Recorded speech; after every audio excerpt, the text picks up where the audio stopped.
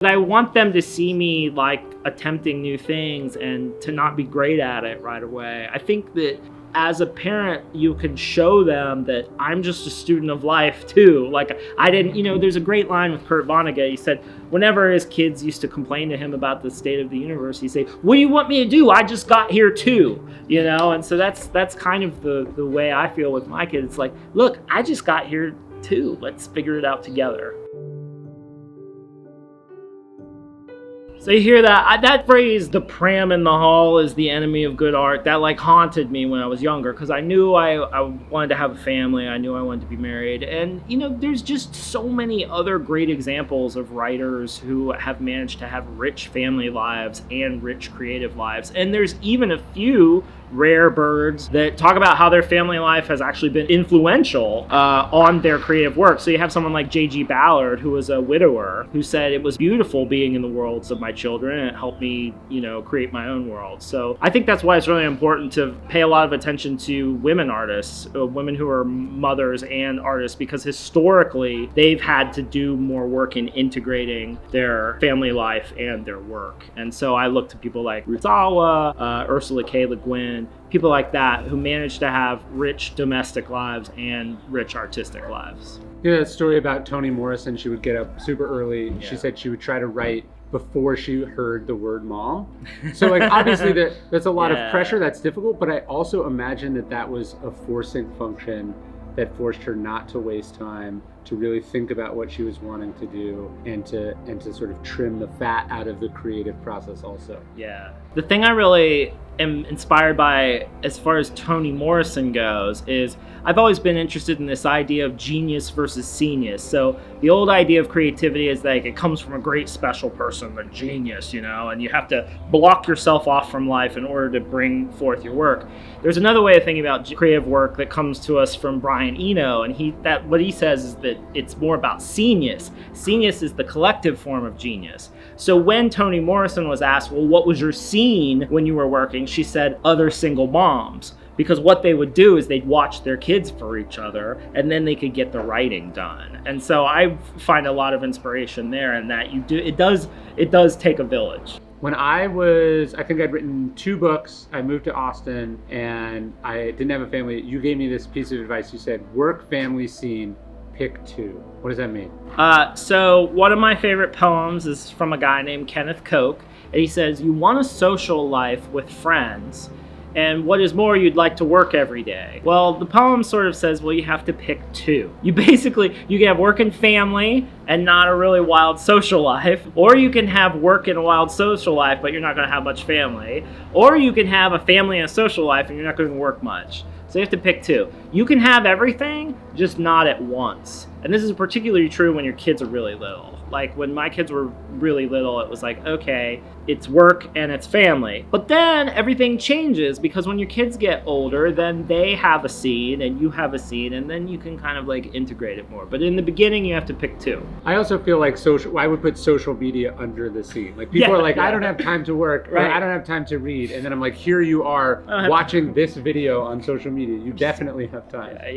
Yeah. There's not a creative person alive that didn't make time. Time is the great material that we have as human beings to use. And instead of finding time, it's really about making time. I always remind myself that I have the same amount of hours that Da Vinci had, and when Da Vinci rolled out of bed, he'd make a list of things they wanted to learn. And, I roll out of bed and I look at my phone. Or I try not to. But like that's the thing, it's like human beings you only have a certain amount of time here. And so you just have to prioritize. And every creative person who's ever lived has had to make time, not just find the time, but make the time, set the time aside, and be there for their work. You know Da Vinci's last words, like in his notebook? No, I don't remember. He's writing, he's working. Yeah, the soup is getting cold. He's like, what I love, because one of my favorite Marcus Aurelius quotes is he says, like, people who love what they do forget even to sleep and eat.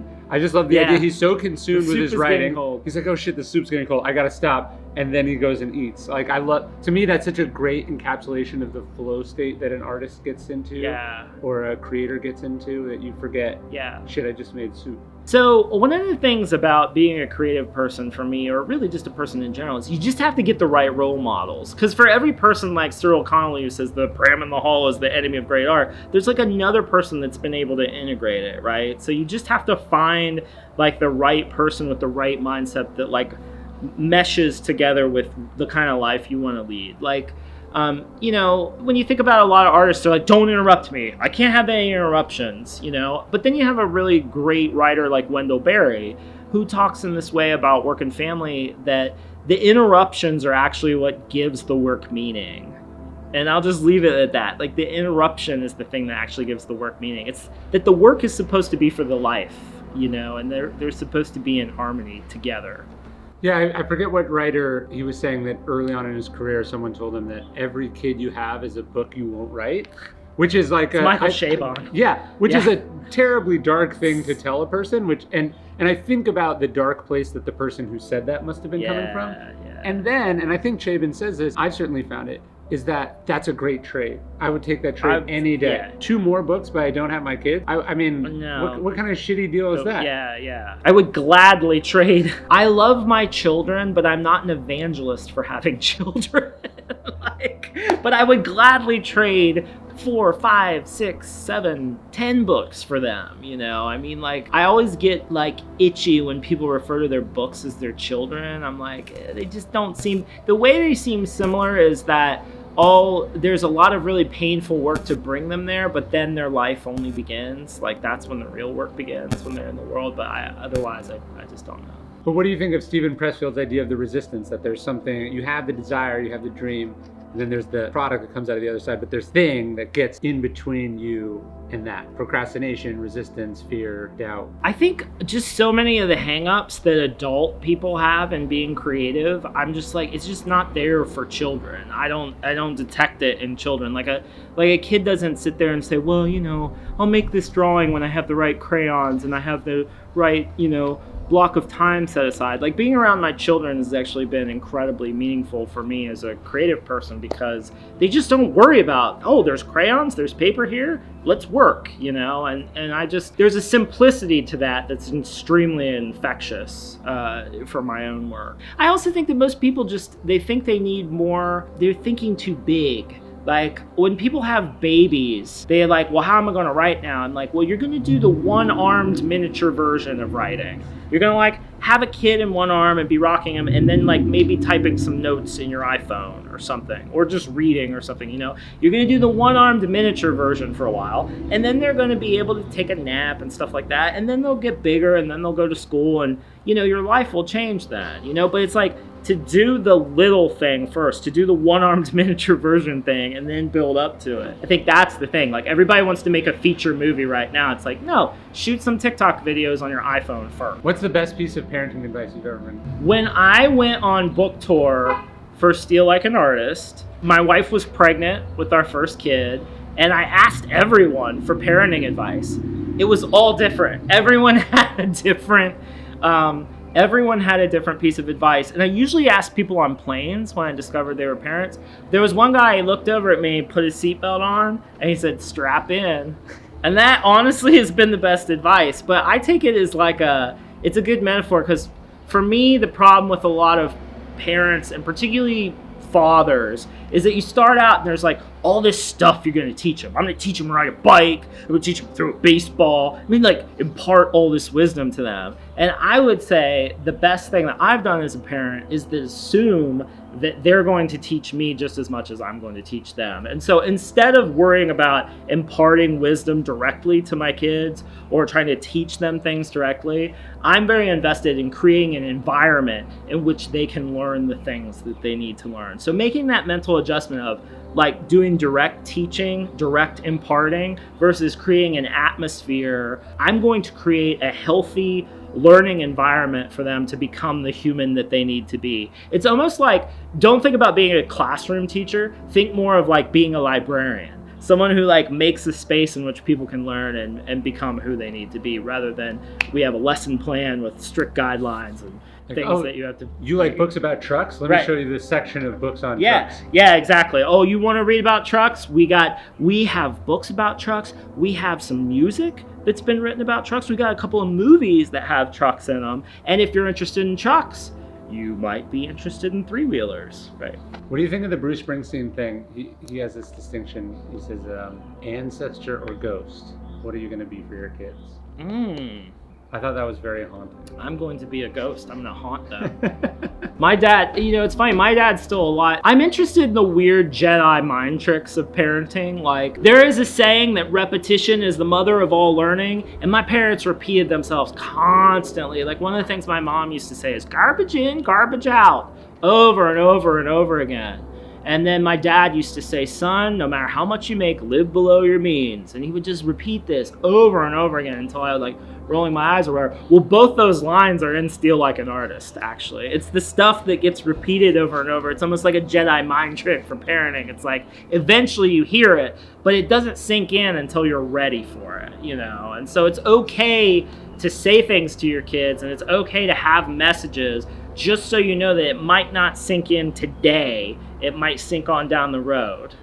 Yeah, there's a story about Jack Harbaugh, the football coach. Every day he would drop his kids off at school and he'd say some ridiculous saying. I forget what it was. It's like, we're going to attack the day like a bag of wooden nickels, or, some nonsense thing that parents say. Yeah. It was every day for 15 years, and they never once acknowledged it. They didn't even roll. They just in one ear, out the other. And then he watches his son. His son gets a job at Stanford, becomes a head coach of some football team. And his opening press conference, are you ready to take on this job, coach? And he says the exact expression the first time. And it's like, oh my God, they were listening the whole time.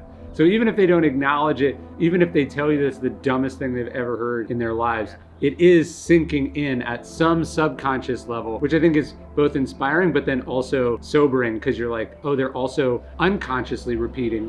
Things I say all the time that I don't even think about are also sinking in, whether that's negative talk or, Well, I think Jim Henson said that kids don't remember what you tell them, they remember who you are. And the problem with being a parent is you kind of have to become the kind of human being you'd like them to be, which is extremely hard work. You either have to do that or just put them around people, the kind of people that you wish they'd be. You can if you need to offload the effort, I suppose you can. But for me, that's been the hardest thing. It's like, how do I turn myself into the kind of person that I want my sons to be? And it's just every day you get up and every day you fail and every day you just go at it again. My big problem with being a parent is I don't see any mastery ahead of me. I don't think it's possible to become a master as a parent. Maybe if you've had like 10 or something. Because, being a parent is like being a perpetual amateur, in that the minute you think you have anything figured out, the kid changes or the world changes or you change. And so it's just this constant, if you can see yourself as a learner, as a student beside them, if you can let yourselves teach each other what you need, it just sets yourself up with such a much richer field of possibilities and the chance to actually, succeed and feel good about stuff. Yeah, I had the founder of Shopify on the podcast, and he was talking about the difference between infinite and finite games. Oh yeah, and that we show our kids that education is a finite game, that it's this thing you do for a few years, rather than modeling that it's an infinite game. Mm-hmm. And so, how are you showing, the fact that you're showing your kids that you're struggling at this, that you're learning, that you're getting better, even at being a parent, is also a way to teach them that education is a lifelong process, and that we're students of these things, that we never really graduate, that we're always getting better at them, as opposed to projecting this false image to your kid that you have it all under control, that you figured it all out, because of course you don't. But even if you did, you would be sending them the wrong message. Right. I mean, I try to make sure that my kids see me working as much as they can. They see me open my notebook every day. They see me draw and write every day. They also listen to me practice the piano, and I try to be very clear with them, I'm trying to learn this piece. It's really hard, but I just know if I put the effort in and I play this a million times, it'll come out right. I just got into having I just bought a bicycle, and my kids, the other day, my son said, "You look so stupid, Dad. You look like Blippi." You look like Blippi when you get on the bike. I don't know why you do this. Wait, how do you look like Blippi when you're on the bike? Because I have a big yellow helmet on. You look so stupid, Dad. You look like Blippi. And it's like, yeah, okay, but I want them to see me like attempting new things and to not be great at it right away. I think that, the more as a parent you can show them that I'm just a student of life too. Like I didn't, there's a great line with Kurt Vonnegut. He said, whenever his kids used to complain to him about the state of the universe, he'd say, what do you want me to do? I just got here too, and so that's kind of the way I feel with my kids. It's like, look, I just got here too. Let's figure it out together. You don't just like magically become great at parenting. It's a thing you get better at over time, one day at a time, one experience at a time. That's what I'm trying to do as a parent of 2 young boys, but it's also what I try to do with Daily Dad. Every day I write one totally free email that goes out to thousands of people all over the world who are just like you, parents who are trying to get better at their most important job. And I'd love to have you join us. It's totally free, no spam, 1 email a day. You can unsubscribe whenever you want. And I hope you sign up at dailydad.com.